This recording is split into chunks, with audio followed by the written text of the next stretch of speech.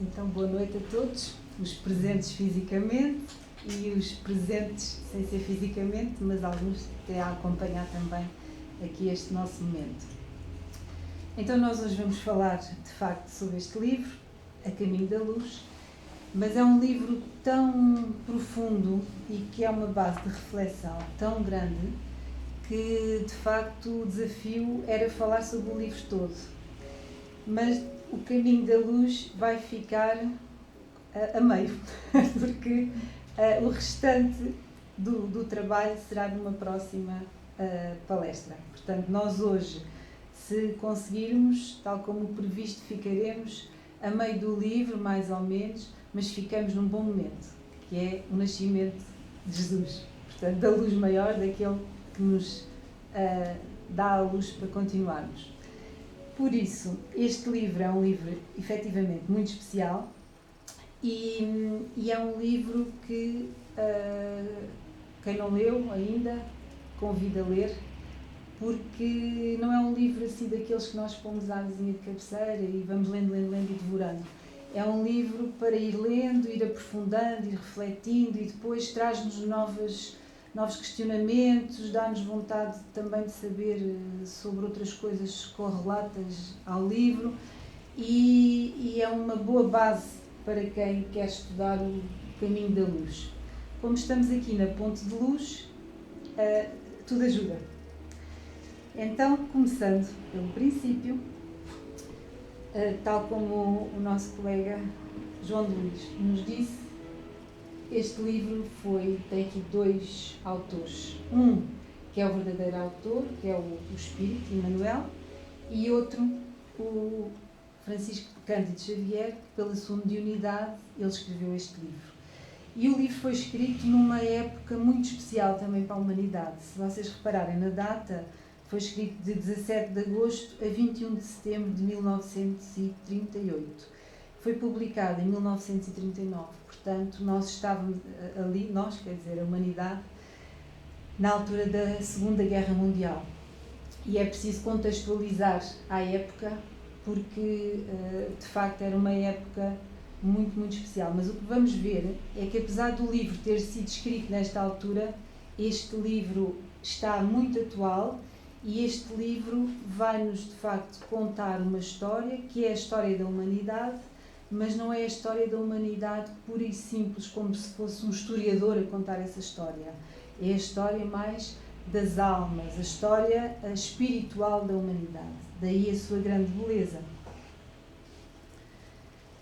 Uma das frases que retirei aqui da leitura do livro, e quero também dizer que esta apresentação é feita com base principalmente no livro, mas também com base nas minhas reflexões pessoais, o que quer dizer que algumas das minhas reflexões podem não ser exatamente a correspondência à verdade, não é?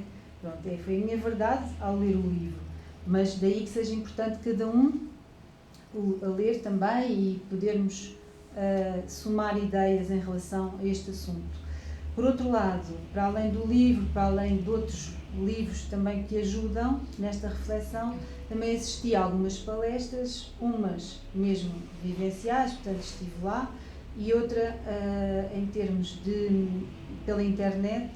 Daí que eu quero agradecer não só aos autores do livro, que neste momento já estão na dimensão espiritual, mas também a alguns autores de referência, e um deles foi o autor de uma palestra, que foi o investigador Haroldo de Dutra Dias, não é? Porque uma das palestras que assisti dele foi muito uma base propulsora para perceber mais ainda a profundidade deste livro. Esta frase, trabalhamos na grande colmeia da evolução, dá uma noção do quanto nós estamos todos interligados e o quanto nós estamos todos como que abelhas que vamos levar o mel e que vamos construir o mel, e o mel no fundo tem a ver com a luz, tem a ver com aquilo que nós já alcançámos de evolução e tem a ver com aquilo que Jesus veio à Terra para pôr em prática em relação àquilo que é o máximo de luz que nós conseguimos entender. E luz tem a ver com discernimento, luz tem a ver com um entendimento que vai além só dos 5 sentidos, portanto, um entendimento cognitivo, um entendimento também moral. Por isso, trabalharmos na grande colmeia da evolução é aquilo que este livro nos propõe, que é percebermos que nós somos uma grande família, que é a família da humanidade, e que a família da humanidade não se restringe só aqui ao nosso planeta. Portanto, a família da humanidade é uma família universal. E este livro é muito avançado e dá-nos essa perspectiva, que é uma perspectiva espírita, que nos abre os horizontes de investigação, de pesquisa e de reflexão. Por isso, somos aqui umas abelhinhas da evolução. E por onde nós passamos, não precisamos de falar do mel que já temos, mas precisamos é de adoçar o caminho por onde vamos poisando, que nem as abelhinhas, não é? Em termos de resumo, salientamos aqui 4 ideias retiradas do livro. Portanto, é a história da humanidade, contada à luz do Espiritismo, é a história da evolução espiritual da humanidade, portanto, das almas, a nossa história.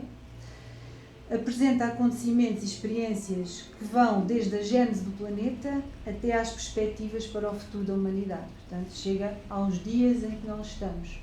Ele, no fim, termina com o porvir, com o futuro, e o futuro dos anos 30 é hoje. Portanto, nós estamos nesta fase, que é uma fase de regeneração do nosso planeta, e vamos ver que é uma fase muito importante e que já era falada aqui no livro. Por outro lado, outra ideia de resumo é que nos elucida sobre a importância e a posição do Evangelho de Cristo diante da ciência, diante das religiões e das filosofias terrestres. Portanto, as 3 grandes áreas do Espiritismo, e este livro tem isso. Agora, em termos das considerações, estas já são considerações fruto da reflexão, já não é retirado do livro. É retirado, mas, portanto, numa segunda via, não é diretamente. Portanto, vamos considerar que ler este livro e refletir sobre ele é, na verdade, fazer uma viagem sobre o progresso espiritual da humanidade e mostra-nos a peregrinação que já fizemos até agora. Portanto, nós já tivemos muitas raças, já falamos muitas línguas, já tivemos muitos corpos e todas essas experiências permitiram-nos chegar ao dia de hoje, mas a experiência espiritual é sempre a mesma. Portanto, a nossa experiência de evolução é sempre uma experiência no sentido de nos aperfeiçoarmos em termos de sentimentos, da nossa inteligência e da nossa moralidade. Portanto, todo o nosso progresso vai nesse sentido, e é esse o sentido da luz, o sentido realmente do caminho da luz. Outras considerações iniciais é que a reflexão é sobre comunidades planetárias. Não vamos estar só a falar só sobre a evolução aqui no nosso planeta, vamos estar a falar sobre a evolução em termos planetários, portanto é pensar grande, e ao pensarmos em comunidades, nós já estamos a pensar, até vem da raiz da palavra, comunidade vem de comum. Então, a nossa evolução vai no sentido de colocarmos em comum. Nós evoluímos na medida em que nos vamos partilhando e temos aquilo que partilhamos. Portanto, estas comunidades planetárias vão ficando cada vez mais evoluídas e o nosso planeta vai ficando cada vez mais evoluído na medida em que nós conseguimos partilhar-nos mais no bem.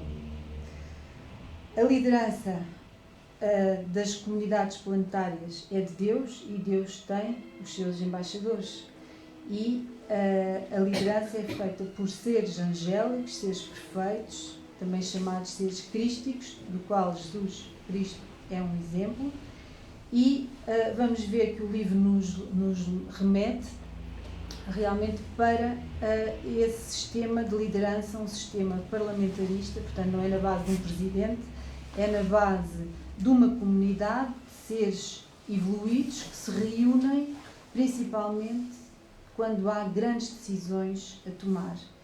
E vamos ver que o livro mostra-nos que houve 2 grandes momentos de grandes decisões sobre o nosso planeta em que esses seres angélicos, do qual Jesus Cristo fazia parte, tiveram que tomar grandes decisões.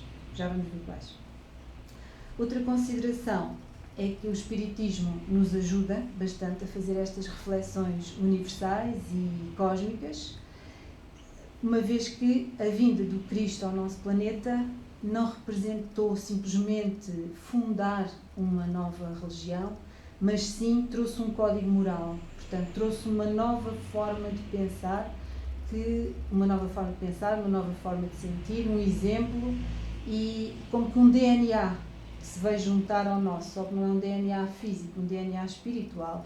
E a vinda dele à Terra permite-nos lidar e viver de uma outra forma esse código moral. Portanto, a vinda de Jesus Cristo, que vem muito bem retratado no manual no livro, traz-nos este código moral universal que ele pôs na prática. E o livro mostra-nos também que há uma ordem divina no universo e que há regras para a comunidade universal e que são ordens e regras universais. Portanto, são as tais leis de Deus, são universais, não mudam porque é no planeta Terra ou que é no planeta Capela ou no planeta Vênus. As leis são as mesmas. Assim como há leis físicas, a lei da gravidade, o livro, se deixar cair, ele cai, há leis também universais que regem a nossa moralidade e a nossa evolução. E são iguais em todos os planetas. Podem estar adaptadas ou serem mais comuns em termos de serem aplicadas, dependendo do nível evolutivo dos seres que ali vivem.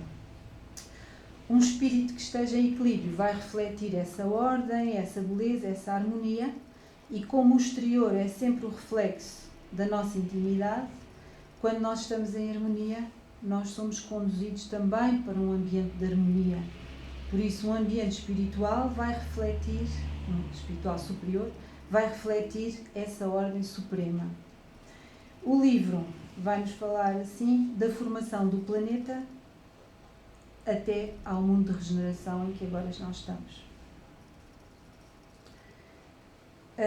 A beleza está sempre junto à ordem em todas as criações de Deus, e podemos ver isso desde o microcosmos ao macrocosmos, desde os átomos organizados num cristal, que ainda nem sequer tem vida, até uma célula, que é a base da vida, até um sistema de uma galáxia. Portanto, essa ordem existe e mostra-nos realmente que Deus foi o Criador.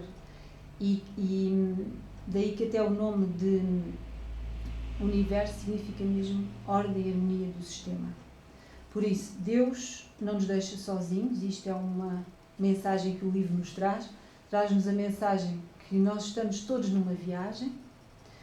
Neste momento, nesta vida, estamos numa viagem que recebemos o bilhete de partida, não é? Não sabemos quando é que é a partida para a outra dimensão, mas sabemos que todos iremos passar para a outra dimensão. Mas essa viagem já começou antes e vai continuar. E connosco há muitos e muitos e muitos seres que estão a evoluir em conjunto, que a evolução é também em conjunto. Portanto, Deus não nos deixa sozinhos, nós estamos sempre acompanhados por assembleias espirituais que dirigem a nossa evolução, e esta mensagem que o livro nos traz dá-nos esperança e fé no futuro, por não estarmos sozinhos, por estarmos sempre acompanhados por seres que nos amparam, que nos protegem, que nos orientam, que nos guiam, e essa é uma mensagem consoladora que o Espiritismo nos traz em relação a isso. Outra mensagem central do livro: que somos viajantes para nos aperfeiçoarmos, para construirmos o amor e a sabedoria, que é uma viagem física, mas que é principalmente espiritual, que o nosso corpo é só um instrumento. As últimas considerações em relação aqui, antes de começarmos a ver alguns dos capítulos com algum pormenor. O mais importante não é o físico, nem é físico, mas para onde é que estamos a seguir? e é refletirmos sobre em que ponto é que estamos na viagem das almas, que é uma viagem coletiva. Como nós somos uma família humana que está em viagem espiritual, a dor de um vai refletir na dor do outro, mas o contrário também é válido. Quando um consegue um sucesso, esse sucesso também vai refletir nos outros. E isto é muito importante, termos esta noção deste contágio positivo e deste contágio negativo, e que o elo mais fraco é o que vai medir a força da nossa cadeia de ligação entre nós todos. Por isso, enquanto houver sofrimento no nosso planeta, nós vamos continuar a ter de trabalhar para diminuir o sofrimento, nem que seja de uma só alma, porque estamos todos conectados. O vínculo que temos é espiritual, somos todos, de facto, uma família humana em progresso. Quando um progride, todos progridem.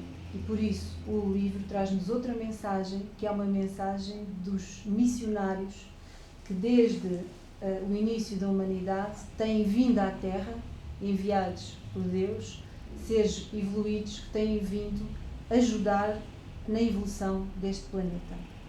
Portanto, traz-nos muitos missionários que vieram e continuam a vir para ajudar este planeta. E nesta fase, estamos numa fase que felizmente estão a nascer crianças que trazem grandes missões para ajudar este planeta cada vez mais a ser um planeta escola e não tanto um planeta hospital ou um planeta prisão. Em termos da organização do livro, ele tem 25 capítulos e pode dividir-se em 4 partes. A primeira vai desde a formação da Terra até ao surgimento da espécie humana. A segunda, dos grandes povos da Terra. A terceira, a vinda do grande governador do planeta. E a quarta, a nova era. Portanto, em termos de organização, de facto, as 2 primeiras nós vamos conseguir ainda falar um pouco hoje. As 2 últimas ficará para um próximo momento. Em conjunto, cada um sozinho pode ficar realmente esse desafio de continuar a ler e que fique essa motivação para ler esta obra. O mentor da obra, portanto o Emmanuel, diz-nos na sua contextualização, no início do livro, que este não é um trabalho histórico, que a história do mundo já está compilada e feita, e que é uma contribuição à tese religiosa para esclarecer sobre a influência da fé e sobre o ascendente espiritual que sempre houve desde que apareceu o primeiro homem. E antes de aparecer o primeiro homem, houve sempre influência espiritual superior e continua a haver. Ele diz-nos também que o livro tem apontamentos sobre a tarefa de grandes missionários do mundo e de povos que já desapareceram. E vem também esclarecer sobre a grandeza e a misericórdia do Divino Mestre. A introdução do livro fala-nos muito do tempo. Fala-nos que o tempo é um património divino do espírito e o tempo renova as inquietações e as angústias de cada século, no sentido de aclarar o caminho das experiências humanas. E vocês vão me perdoar, mas eu vou ler, porque o texto é tão rico que se começar a usar as minhas palavras vai ser muito menos rico do que se usar as palavras que estão exatamente no livro. O tempo é um fio inquebrantável que sustenta os séculos das experiências terrestres. Passam as raças e as gerações, as línguas e os povos, os países e as fronteiras, as ciências e as religiões. Mas, em tudo e sobre todos, irradia o fio da espiritualidade que diviniza a matéria. E esse fio da espiritualidade é dado por Deus. Esse fio vai fazer encadeando o trabalho das civilizações num fio de luz e de vida, harmonia que equilibra toda a Terra. É Ele, Deus, quem sustenta todos os elementos ativos e passivos da existência planetária. O determinismo do amor e do bem é a lei de todo o universo, e a alma humana emerge de todas as catástrofes em busca de uma vida melhor. Vamos ver que a história da humanidade já teve muitas catástrofes, mas nós somos uns resilientes, portanto, nós vamos sempre aprendendo a adaptar-nos e a ficarmos mais fortes. Todas as coisas humanas passaram, todas as coisas humanas se modificarão. Ele, porém, é a luz de todas as vidas terrestres, inacessível ao tempo e à destruição. Ele, Deus. Entrando agora, isto era só a introdução, agora num capítulo que tem a ver com a gênese planetária, e aqui Emmanuel coloca-nos que de facto há uma comunidade dos espíritos puros. Esses espíritos foram eleitos por Deus, Senhor Supremo do Universo, que orienta a vida de todas as coletividades planetárias. Essa comunidade de seres angélicos e perfeitos, da qual Jesus é um dos membros divinos, reuniu-se à data em que o livro foi escrito, portanto, à data de 1938, Emmanuel coloca-nos que essa comunidade se reuniu 2 vezes, na proximidade da Terra, em 2 momentos decisivos da organização e da direção do nosso planeta. Portanto, há bocado nós vimos que realmente essas grandes reuniões destes espíritos tão importantes e tão evoluídos são mesmo em momentos altamente estratégicos. E eles reúnem-se todos, embora um dos espíritos era e é o responsável pelo planeta Terra, que é Jesus. A primeira vez em que se reuniram foi quando se formou o planeta Terra, a partir da nebulosa solar primitiva, e a segunda vez foi quando se decidia a vinda de Jesus à face da Terra, para trazer à família humana a lição imortal de amor e redenção do seu Evangelho. A ciência de todos os séculos está cheia de apóstolos e missionários, todos eles foram inspirados a seu tempo. Portanto, isto aqui vem reforçar aquilo que já tínhamos visto. Portanto, estes 2 momentos foram momentos decisivos em termos do nosso planeta, e há que pensar, quando Jesus reencarnou no nosso planeta, o quanto outros seres de igual evolução continuavam a tomar conta do nosso planeta, junto com ele, embora ele estivesse encarnado aqui. Agora, há alguns destaques de algumas partes do livro. Os primeiros tempos do orbe terrestre, portanto, os primeiros tempos do nosso planeta. E o nosso planeta tem 4.600 milhões de anos. E agora, retirando o texto, diz a criação da Lua. Que às vezes pensamos, porquê é que existe a Lua, não é? E há um motivo. Deus não colocou aqui a Lua só para enfeitar e para haver marés. Porque, de facto, a Lua vai fazer o equilíbrio com a Terra. Vou ler agora aqui, então, que diz: o programa de trabalhos a realizar-se no mundo requeria o concurso da Lua nos seus mais íntimos detalhes. Ela seria a âncora de equilíbrio terrestre nos movimentos de translação que o globo efetuaria em torno da sede do sistema. O manancial de forças ordenadoras da estabilidade planetária e, sobretudo, o orbe nascente, portanto, este planeta secundário, necessitaria da sua luz polarizada. O orbe nascente era a Terra, que necessitaria da sua luz polarizada, necessitaria da luz polarizada que tinha a ver com a Lua, cujo suave magnetismo atuaria decisivamente no drama infinito da criação e da reprodução de todas as espécies nos variados reinos da natureza. E o homem tem-se distanciado da natureza, mas a natureza é sábia. E até para o nascimento se contam as semanas, tem muito a ver com o tempo também da Lua e dos ciclos lunares. E os ciclos da Lua também interferem muito até com o ciclo menstrual das senhoras e tem muita ligação com a fertilidade e com ciclos de vida dos seres na natureza. Portanto, a Lua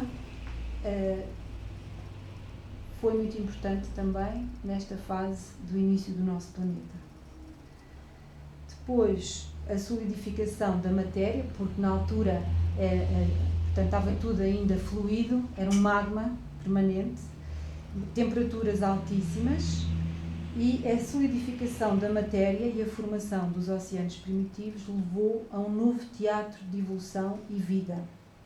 O divino escultor divino escultor foi Deus, auxiliado por Jesus e pela sua equipa de espíritos muito evoluídos e por outros trabalhadores divinos que estabeleceram os regulamentos dos fenómenos físicos da Terra, o Verbo na criação terrestre, o amor de Deus personificado em Jesus. Portanto, o planeta estava numa fase em que aparentemente não havia vida, na forma como nós a conhecemos, pelo menos vida física, mas havia todo um protoplasma já de preparação de uma vida que iria existir no nosso planeta e que iria evoluir. A vida, reparem que nós estamos a saltar milhões de anos, porque agora vamos falar da vida organizada. A vida começa por células muito simples, as construções celulares, e essas células há mesmo teorias, algumas já se estudam em termos da ciência convencional, como por exemplo a astrobiologia, que estuda a origem da vida no universo, o que mostra que nós também já estamos a abrir os horizontes da ciência dita convencional. Portanto, que a vida não começou só no nosso planeta, começou no nosso planeta e noutros.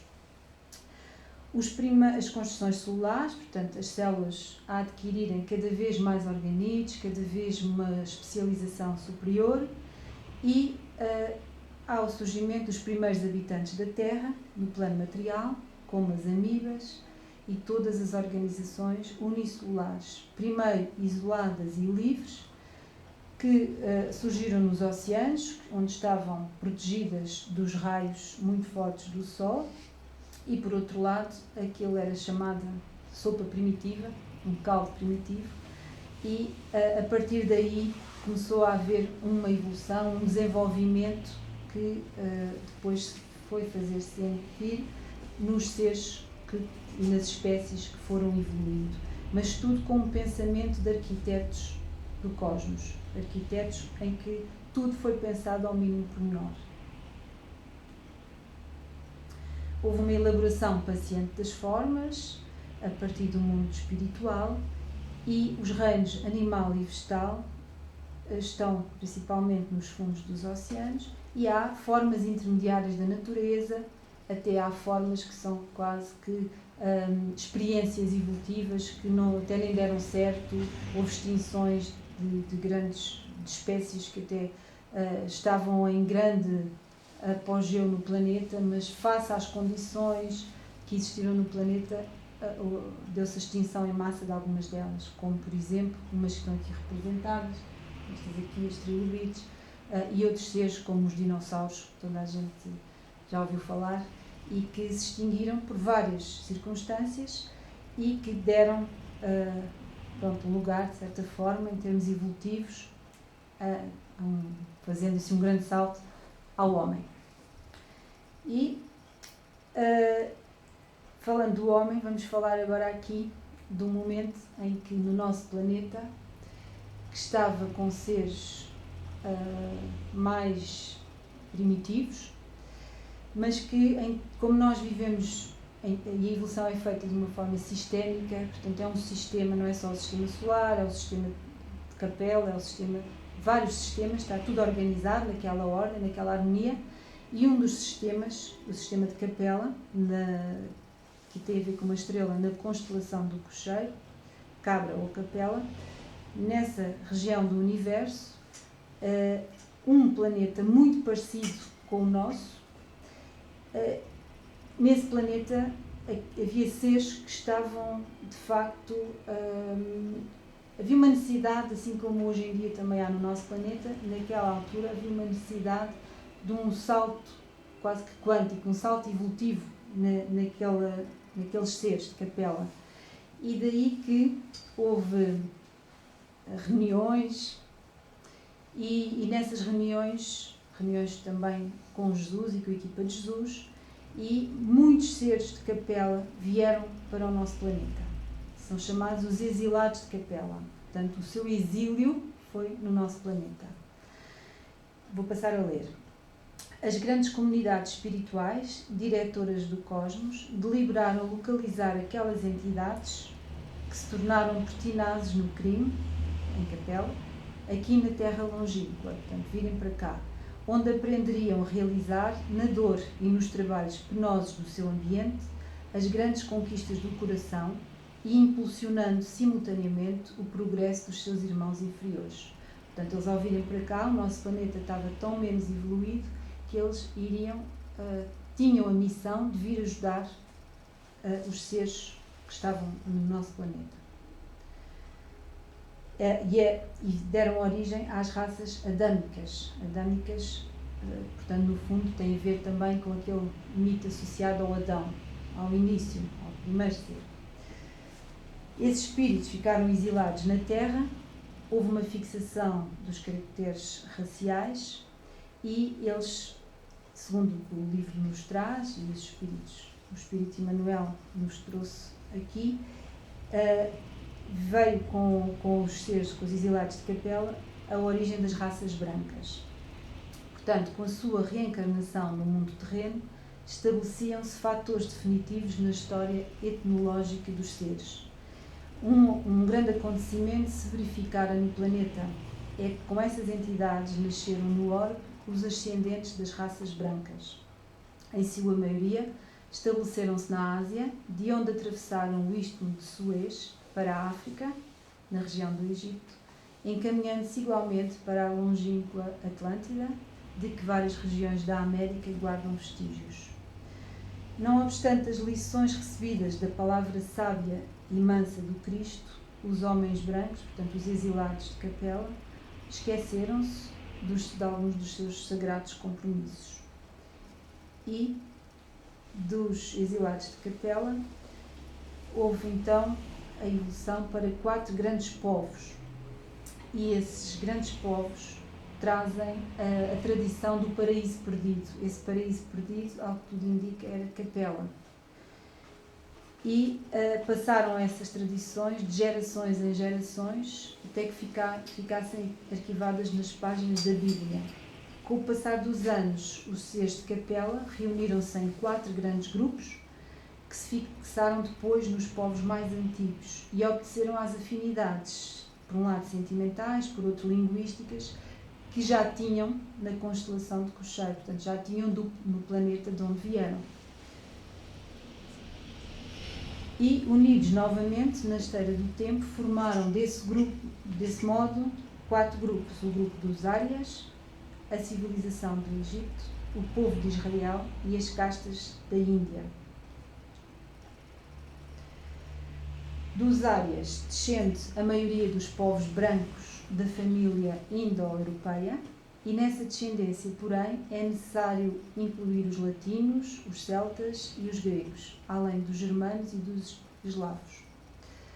As 4 grandes massas de degradados formaram os precursores de toda a organização das civilizações futuras, introduzindo os mais largos benefícios no seio da raça amarela e da raça negra que já existiam.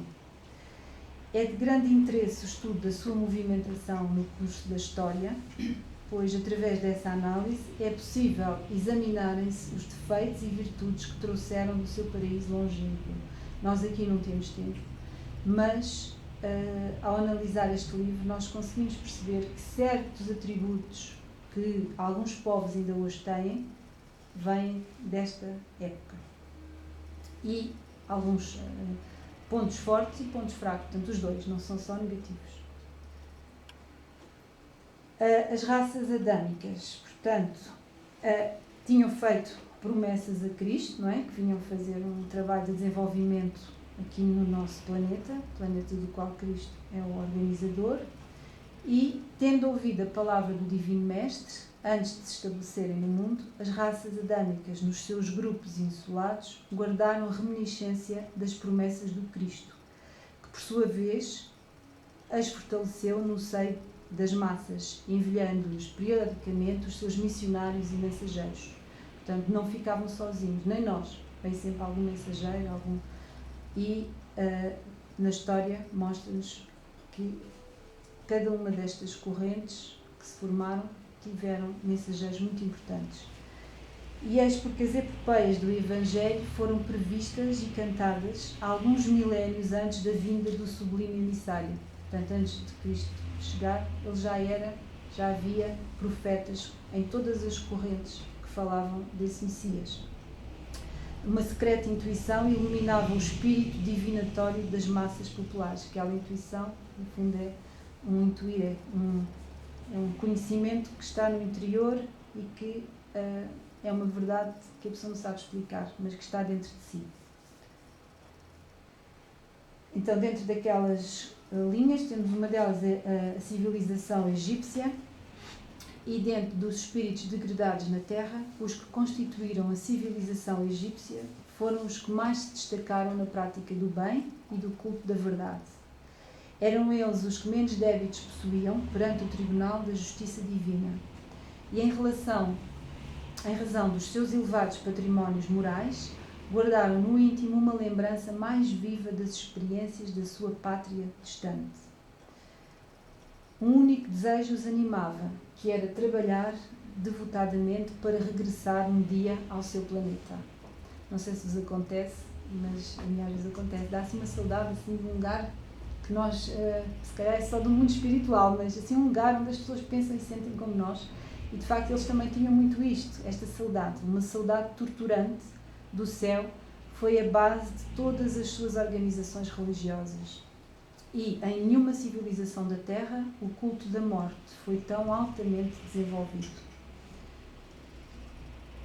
Em todos os corações morava a ansiedade de voltar ao planeta distante, ao qual se sentiam presos pelos mais santos afetos. E se nós virmos a arte daquela época, eles mostravam mesmo o perispírito. Tinham figuras em que mostravam um corpo espiritual ligado ao corpo físico. Foi por esse motivo que, representando uma das mais belas e adiantadas civilizações de todos os tempos, as expressões do Antigo Egito desapareceram para sempre do plano tangível do planeta. Depois de perpetuarem nas pirâmides os seus avançados conhecimentos, todos os espíritos daquela região africana regressaram à pátria sideral. Portanto, eles conseguiram voltar.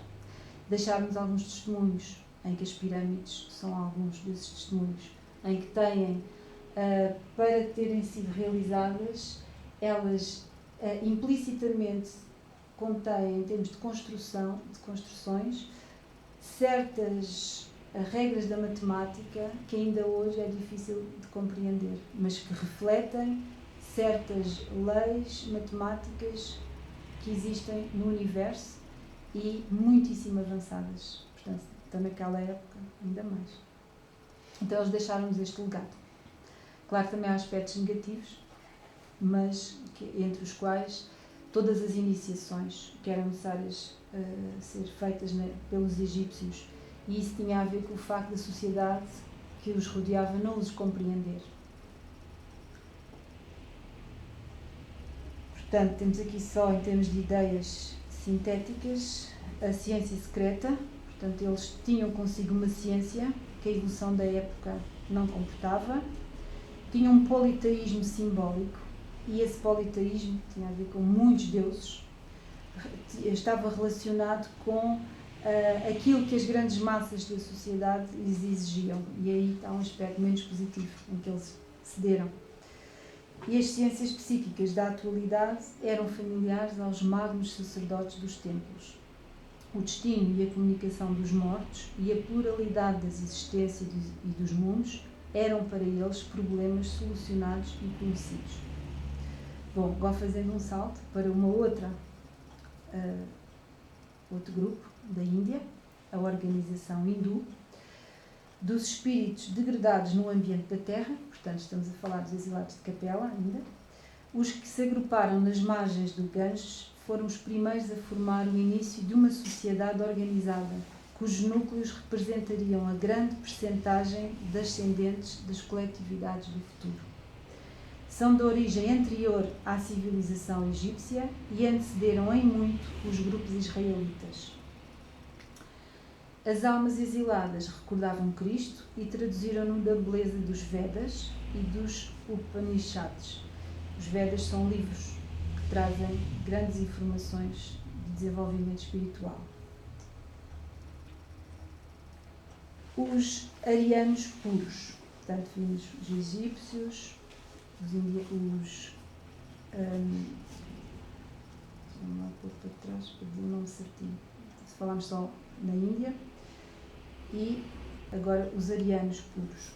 O nome ariano, nós por vezes, pelo menos eu estava a ler, e a tendência é nós lembrarmos até da Segunda Guerra Mundial e de Hitler a falar dos arianos e a raça ariana, mas isso foi uma apropriação indevida que ele fez, porque ariano significa, vem do sânscrito e significa nobre. Então, o nome ariano não tem nada a ver com aquilo que foi a apropriação que Hitler fez. Portanto, era na Índia de então que se reuniam os arianos puros. O pensamento moderno é o descendente legítimo daquela raça de grandes pensadores que se originaram dos tempos terrestres, tanto que todas as línguas das raças brancas guardam as mais estreitas afinidades com o sânscrito, e a língua é aquilo que mais revela a história da humanidade, a língua de cada povo. Dos exilados de Capela descenderam todos os povos arianos que floresceram na Europa. O expansionismo dos árias. Muitos séculos antes de qualquer pronúncio de civilização terrestre, os árias espalharam-se pelas planícies hindus, dominando os autóctones, portanto aqueles que pertenciam aos lugares, descendentes dos primatas, que possuíam uma pele escura e deles se distanciavam pelos mais destacados caracteres físicos e psíquicos. Mais tarde, localizaram-se ao longo das terras da futura Europa, estabelecendo os primeiros fundamentos da civilização ocidental. As balizas, portanto, as fronteiras da sociedade dos gregos, dos latinos, dos celtas e dos germanos estavam lançadas. Os Mahatmas criaram um ambiente de grandeza espiritual para o seu povo, que ainda hoje nenhum estrangeiro visita a terra sagrada da Índia sem de lá trazer as mais profundas impressões acerca da sua atmosfera psíquica. Isso foi um lado muito positivo. Agora um lado menos positivo foram as castas. Jesus enviou, lá está, os mensageiros, por exemplo, Krishna, Buda e outros grandes seres ao plano material para a exposição das suas verdades salvadoras, portanto, foram seres que eram missionários de Jesus, mas o orgulho apoderou-se do povo hindu, tendo criado as castas que os separava hierarquicamente de forma orgulhosa e absoluta. As fortes raízes de uma vaidade poderosa dividiram os espíritos no campo social e religioso. Portanto, aquilo que fez com que os exilados de Capela se tornassem exilados, com o terreno fértil, acabou por aparecer. Neste caso, a vaidade e o separativismo. Não sei se esta palavra existe, mas a separação por hierarquias, que continua até aos dias de hoje. A família indo-europeia. Por migrações sucessivas, as civilizações se as civilizações hindu e egípcia definiram-se no mundo em breves séculos, o mesmo não aconteceu com a civilização ariana, que ia iniciar na Europa os seus movimentos evolutivos. Somente com o escoar de muitos séculos regularizaram-se as suas migrações sucessivas através dos planaltos da Pérsia. Do Irão procederam quase todas as correntes da raça branca, que representariam mais tarde os troncos genealógicos da família indo-europeia.